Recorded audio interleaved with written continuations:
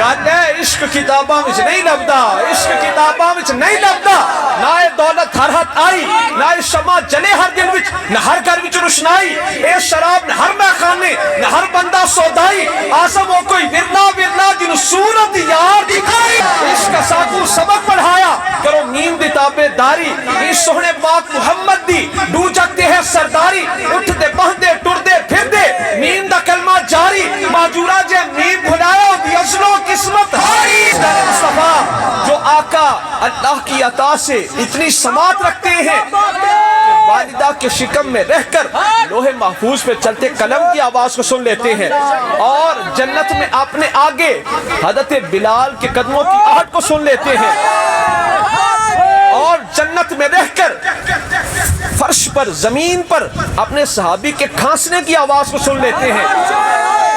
ظاہری وجود کے ساتھ اپنی قبر انور میں رہ کر ہم عاشقوں کا درود و سلام کیوں نہیں سن سکتے؟ حضور کے صحابی نعیم بن عبداللہ ان کا نام تھا، طبرانی شریف میں حدیث پاک ہے نعیم بن عبداللہ، پر ان کا لقب مشہور ہو گیا نحام۔ نحام عربی میں کہتے ہیں بہت زیادہ کھانسنے والے کو، بہت زیادہ کھنگڑ والے کو کہتے ہیں عربی میں نحام۔ قیل لہ ذالک لأن النبی صلی اللہ علیہ وسلم قال لہ دخلت الجنہ فسمیت نحمۃ نعیم۔ معراج کی رات جب حضور جنت میں سے واپس تشریف لائے، جنت میں سے ہو کر آئے، تو حضور نے فرمایا نعیم اساں تیرے کھنگن دی آواز جنت وچ بھی سنی،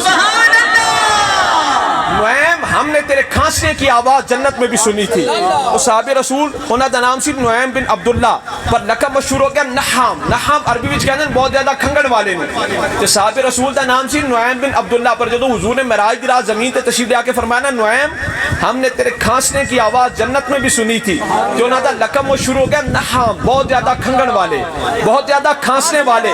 تو جو آقا اپنے کانوں کی اتنی آج ساری گفتگو ہے دے ہوتے یہ حضور کی سماعت ہوتے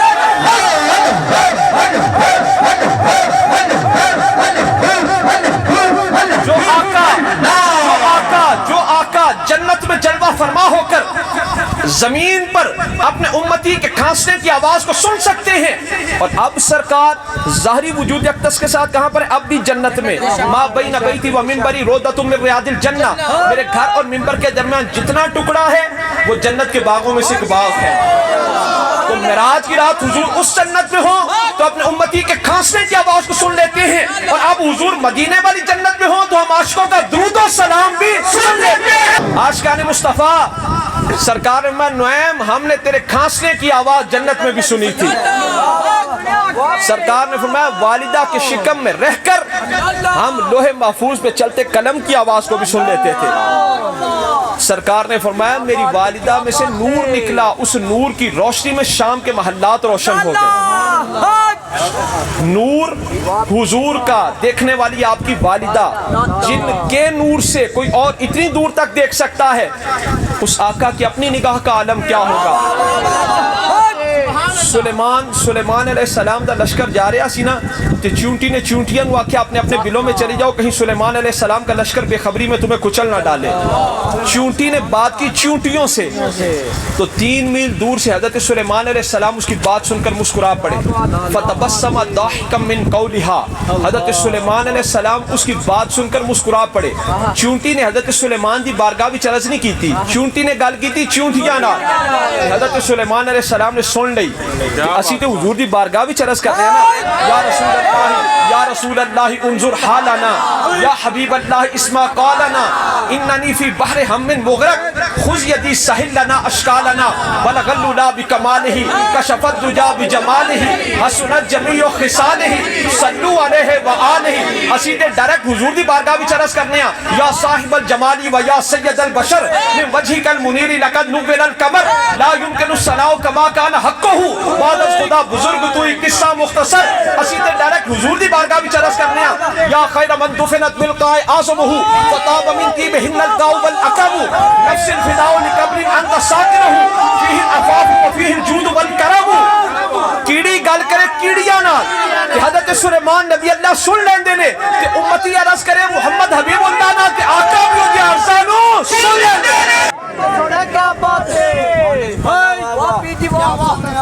مقام صحبہ خیبر کے موقع پر مقام صحبہ کی طرف جاتے ہوئے مقام صحبہ پر سرکار نے نماز عصر ادا فرما کر حضرت علی پاک کی گود مبارک میں سر مبارک رکھا، حضور ظاہری طور پر آرام فرما ہو گئے۔ حضرت علی پاک نے اپنی نماز عصر کو سرکار کی مبارک نیند پر قربان کر دیا۔ سرکار نے اٹھ کر دعا مانگی، اللہم انہو کان فی طاعتک و طاعت رسولک فردد علیہ الشمس، مولا علی تیرے اور تیرے رسول کی اطاعت میں تھا، تو اس کے لیے ڈوبا ہوا سورج پلٹا دے۔ علی تیرے اور تیرے رسول کی اطاعت میں تھا، تو اس کے لیے ڈوبا ہوا سورج پلٹا دے۔ کہ نماز پڑھنا اطاعت کہ نماز قضا کرنا اطاعت؟ نماز پڑھنا اطاعت، نماز قضا کرنا اطاعت نہیں۔ پر حضرت علی نے پڑھی نہیں، حضور کی نیند پر وار دی، اور سرکار نے دعا مانگی، مولا علی تیرے اور تیرے رسول کی اطاعت میں تھا، تو اس کے لیے ڈوبا ہوا سورج پلٹا دے۔ نماز پڑھنا اطاعت ہے، پر اگر کبھی ایسا موقع آ جائے ایک پلڑے میں نماز ہو، ایک پلڑے میں رسول اللہ کا آرام ہو، تو پھر نماز پڑھنا اطاعت نہیں، اپنی نماز کو مصطفیٰ کی نیند پر قربان کر دینا اللہ کی بھی اطاعت ہے، رسول اللہ کی بھی اطاعت ہے۔ عشق کا ساکو سبق بڑھایا کرو، میم دی تابع داری، ان سہنے پاک محمد